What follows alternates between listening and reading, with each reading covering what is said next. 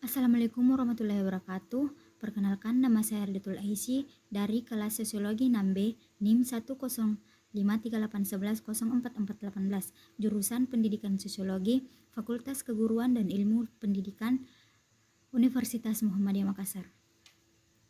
Sebelumnya, saya berterima kasih kepada Bapak dosen kami, yaitu Bapak Suwardi SPD MPD, karena telah memberikan tugas ini sebagai syarat kelulusan mata kuliah seminar sosiologi.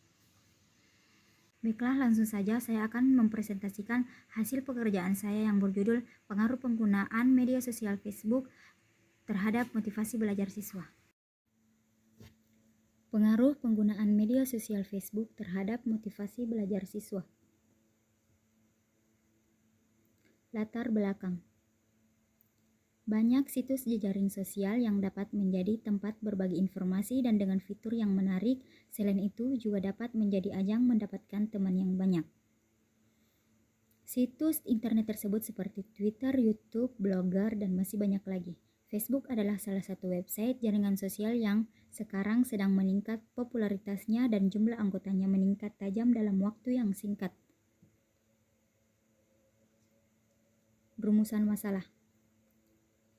Rumusan masalah yang diangkat oleh peneliti yaitu bagaimana pengaruh penggunaan media sosial Facebook terhadap motivasi belajar siswa.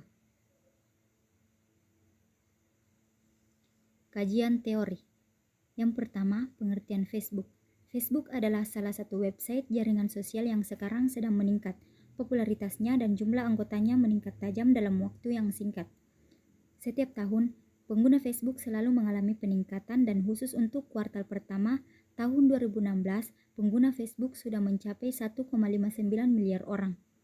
Facebook adalah website jaringan sosial di mana para pengguna dapat bergabung dalam komunitas seperti kota, kerja, dan daerah untuk melakukan koneksi dan berinteraksi dengan orang lain.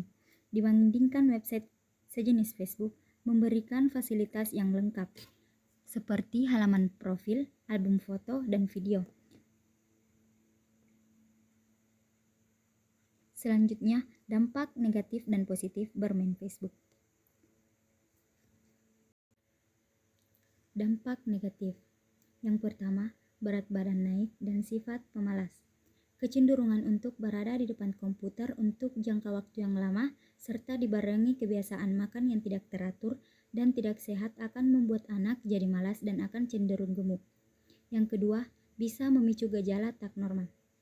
Berselancar menjelajahi dunia maya menggunakan Facebook bisa menimbulkan gejala abnormal seperti kecemasan, depresi, serta sifat agresif yang berlebihan. Mereka yang menderita kecemasan sosial cenderung untuk menenggelamkan diri di Facebook. Anak-anak, terutama remaja, seringkali sangat sadar diri terhadap tubuh, gaya, serta penampilan dirinya. Yang ketiga, isolasi diri. Sebagian anak akan mengalami isolasi diri karena ia cenderung berpaku terhadap komputer atau gadget miliknya. Yang keempat, berhubungan dengan orang asing. Jaringan Facebook tidak melalui antar kawan saja. Sangat mungkin seorang anak membangun hubungan perkawanan dengan orang yang sama sekali asing, yang dalam beberapa kasus ternyata adalah orang jahat. Anak-anak sangatlah rapuh dan mudah terpengaruh oleh pengaruh luar. Yang kelima, tidak baik untuk kesehatan mata. Kecenderungan untuk terpaku pada layar gadget atau komputer dalam waktu yang lama dan terus-menerus tentunya tidak akan bagus untuk kesehatan mata. Oleh karena itu, anak-anak harus dijaga, diminta untuk bermain di luar dan menikmati udara segar, bukannya terus-menerus terpaku melihat status Facebook. Dan yang terakhir, kurangnya hubungan emosional. Perasaan peduli atau kehangatan yang tercipta saat komunikasi tatap muka hilang pada saat anak lebih suka berkomunikasi secara maya.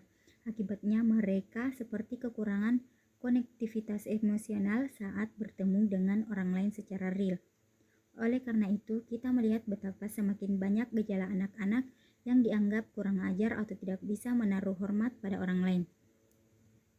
Selanjutnya, dampak positif. Dampak positif itu ada 3. Yang pertama, anak menjadi lebih terbuka. Facebook bisa menjadi semacam media yang membuat anak pemalu menjadi terbuka. Ada masa-masa seorang anak menjadi sangat tertutup dan tidak ingin berinteraksi dengan anak-anak lain. Facebook memungkinkannya untuk berkomunikasi dengan pihak lain tanpa harus berinteraksi secara langsung. Yang kedua, mood meningkat. Facebook memungkinkan seorang anak memiliki sahabat dan berkomunikasi dari jarak jauh. Interaksi yang menyenangkan itu akan meningkatkan mood atau suasana hati si anak. Peningkat mood akan membuat anak positif dan bersemangat dalam menjalani hidup. Yang terakhir atau yang ketiga, memungkinkan kemampuan komunikasi. Facebook merupakan tempat untuk menjalin komunikasi dan berinteraksi dengan banyak orang. Dengan sering aktif di Facebook, tentu kemampuan komunikasi anak Anda semakin terasa.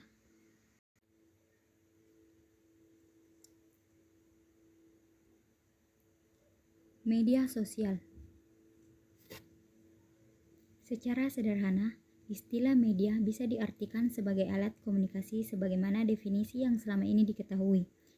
Terkadang, media ini cenderung lebih dekat terhadap sifatnya yang massal karena terlihat dari berbagai teori yang muncul dalam komunikasi massa. Kata sosial dalam media sosial secara teori semestinya didekati oleh ranah sosiologi. Kata sosial secara sederhana merujuk pada relasi sosial. Relasi sosial itu sendiri biasa dilihat dalam kategori aksi sosial dan relasi sosial.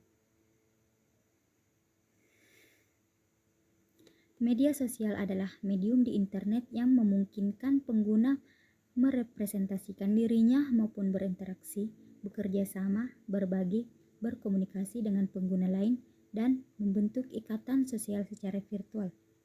Ruli Nasrullah, 2015. Motivasi belajar. Motivasi belajar adalah suatu dorongan yang ada pada seseorang sehubungan dengan presentasi, yaitu menguasai, memanipulasi, dan mengatur lingkungan sosial maupun fisik, mengatasi rintangan dan memelihara kualitas belajar, serta bersaing melalui usaha untuk melebihi perbuatannya yang lalu dan mengungguli perbuatan orang lain. Kerangka pikir. Yang pertama, media sosial, kemudian Facebook, dan pelajar, dan yang terakhir yaitu motivasi belajar siswa. Jenis penelitian dan pendekatan penelitian.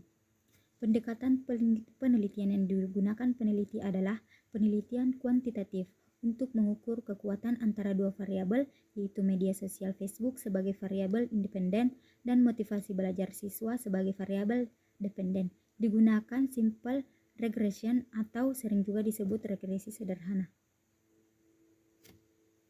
Teknik penentuan informan atau responden. Teknik penentuan informan dalam penelitian ini adalah dengan cara melihat aktivitas siswa. Metode pengumpulan data. Langkah pertama yaitu wawancara, yaitu kegiatan tanya jawab secara lisan untuk memperoleh informasi.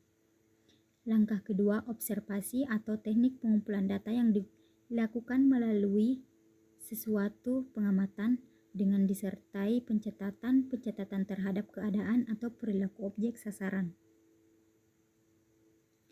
Yang ketiga, dokumentasi adalah salah satu metode pengumpulan data yang digunakan dalam metodologi penelitian sosial. Dan yang terakhir adalah tes, digunakan dalam penelitian untuk memperoleh hasil pengukuran baik sebelum perlakuan maupun setelah perlakuan terhadap para siswa dalam kegiatan pembelajaran. Teknik analisis data. Teknik analisis data yang digunakan dalam penelitian ini adalah teknik kuantitatif, di mana teknik ini merupakan analisis data yang mengelola data-data numerik seperti penggunaan data statistik, data hasil survei responden, dan lain sebagainya. Teknik keabsahan data. Teknik keabsahan data kuantitatif menggunakan uji validitas dan uji reliabilitas yang digunakan untuk menguji daftar pertanyaan untuk melihat pertanyaan dalam kuesioner yang diisi responden sudah layak atau belum atau digunakan untuk mengambil data.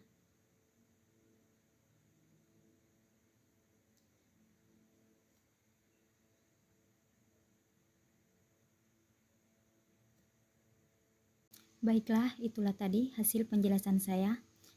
Kurang dan lebihnya mohon dimaafkan. Wassalamualaikum warahmatullahi wabarakatuh.